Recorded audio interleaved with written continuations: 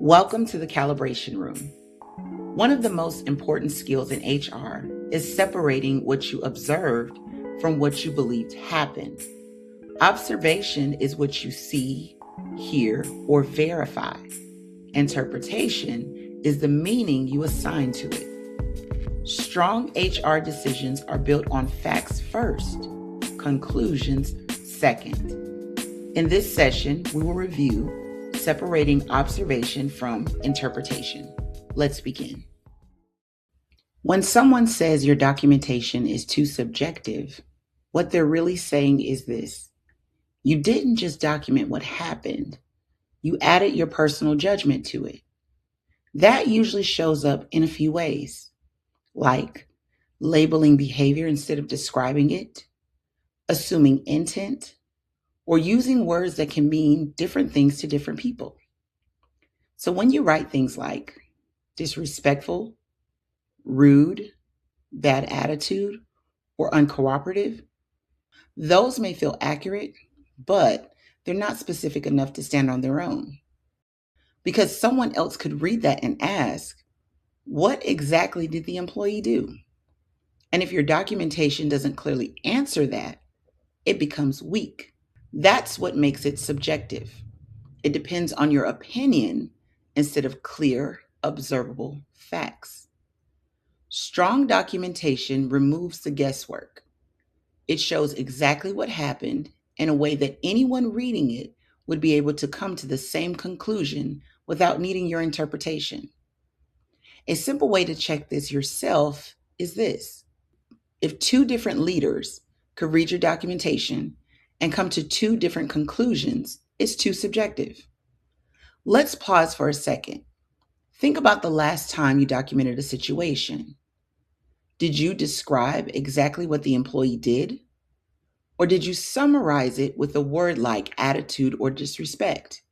That right there, that's usually where the shift needs to happen. So let's look at where this usually shows up in writing.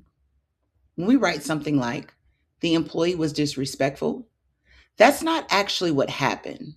That's our interpretation of what happened. And interpretations can always be challenged. So instead, we want to focus on documenting what we can actually see and hear. For example, instead of writing, the employee was being disrespectful, you could document, the employee stated, I'm not doing that, in response to a direct instruction. The employee rolled their eyes, sighed loudly, and interrupted the supervisor 3 times during the meeting. Now we're talking about observable behavior, things that cannot be debated. Here's why this matters. Most policies allow for discipline based on things like insubordination, failure to follow instructions, or unprofessional conduct. But if you only write disrespectful, you haven't shown how that behavior actually violated the policy. When you clearly document observable behavior, you make it easy to see how the behavior violates policy. At that point, the policy doesn't have to be forced. It's applied on its own.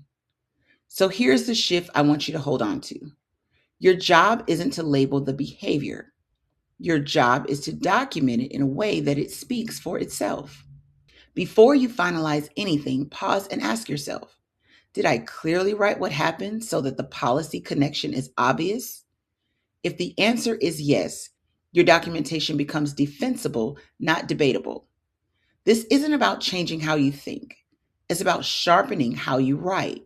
And that's a skill you can absolutely build. Just keep practicing the pause before you finalize your documentation. Give yourself that moment to check. Did I write what actually happened? You're building a skill that protects you and strengthens your credibility over time. You've got this. Thank you for stopping by the Calibration Room. Talk to you next time.